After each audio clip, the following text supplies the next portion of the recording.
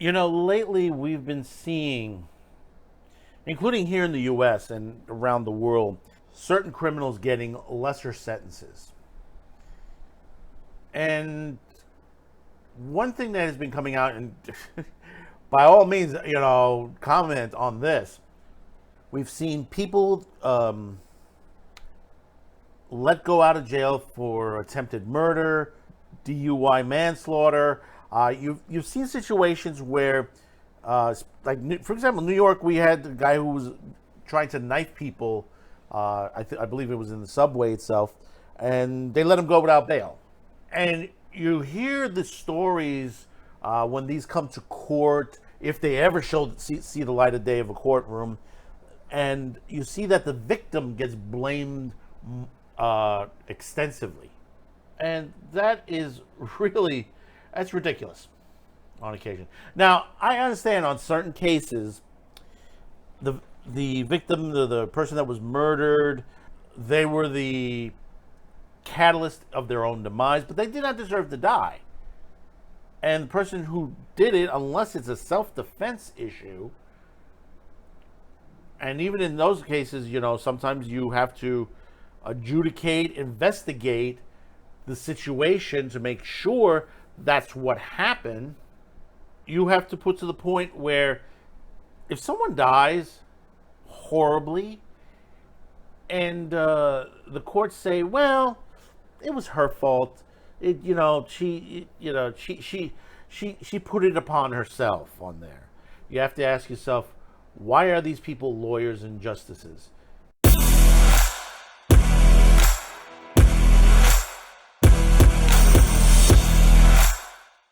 I just wanted to take this moment to thank all of you for clicking on this video. If you haven't yet, hit that like, share this video with friends, family, enemies, and hopefully today I've earned your subscription.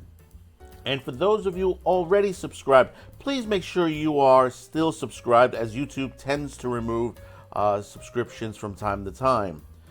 And remember, if you wish to help support this channel, there are several links in the description below, including a merch shop with new anime themed shirts and mugs now available. Once again, thank you for your support, and make sure you hit that notification bell to make sure you receive all our notifications on Cuticast TV and all of our programming across all of our social media platforms. Thank you once again. I wanted to bring up this story. This came out of, this is something that was going on for a bit. This is someone who was an OnlyFans creator. This happened a while back. This happened in, I think, was it 2022 in Italy. And, this came out of XBiz, Gustav Turner, great article again. Italian judges give lesser sentence to a murderer of OnlyFans creator, calling her uninhibited. In a controversial statement justifying their sentence of 30 years rather than life in prison for the man convicted of murdering a European performer and OnlyFans creator Charlotte Angel, the Italian judges in the case refer to the victim as an uninhibited woman who made the killer feel used. As XBiz reported, Angie's neighbor and content partner David Fortana was sentenced last month for beating Angel to death in 2022 while allegedly shooting a BDSM scene and then chopping her up and disposing of it. After becoming an OnlyFans creator to support herself during the pandemic, the 26-year-old single mother collaborated with her 43-year-old neighbor Fontana, a bank employee and sometimes food blogger. Fontana confessed after his arrest that during the last shoot, after binding Angie, he took a hammer and started hitting her all over her body and covered her head. He confessed then he cut her throat with a kitchen knife to avoid making her suffer. The next day, Fontana took Angie's car to a local store, bought a hatchet and a hacksaw, then later returned to the victim's house, untied the body, freed it from the adhesive tapes, and began to tear it to pieces, according to the Corriere della Sera newspaper.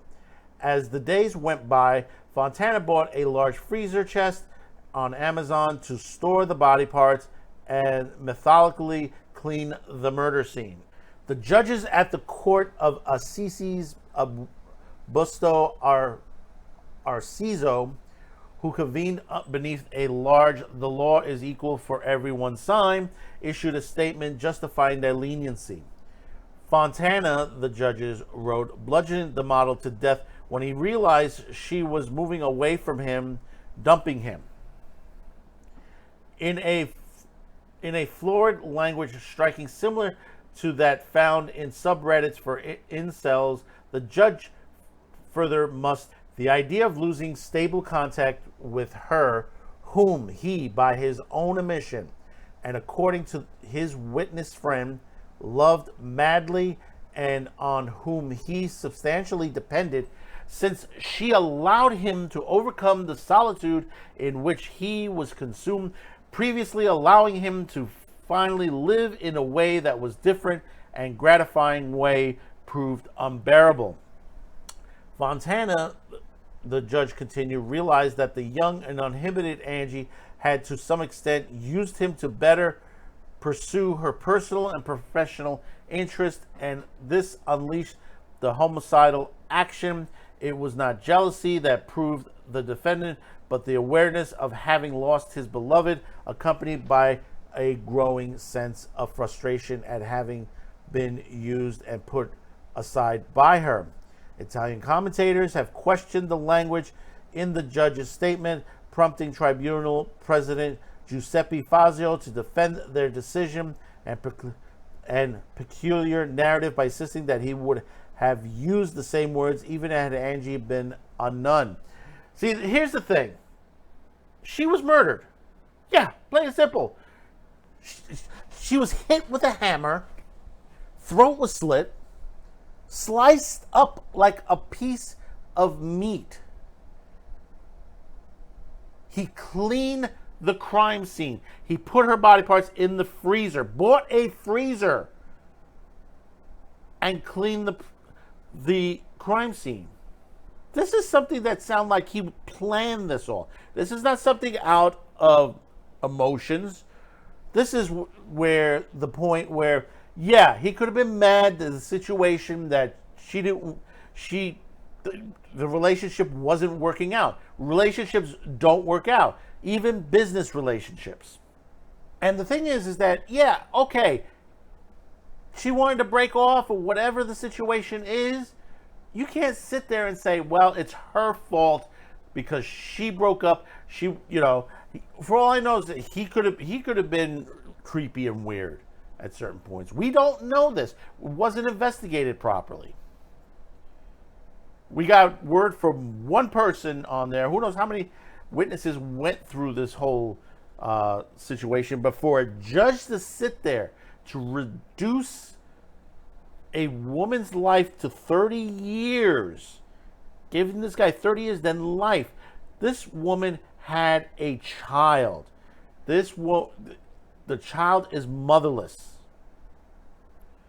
Single mother. Okay, mind you, here's the situation. Single mother. This happened during COVID. It was hard to make money during COVID.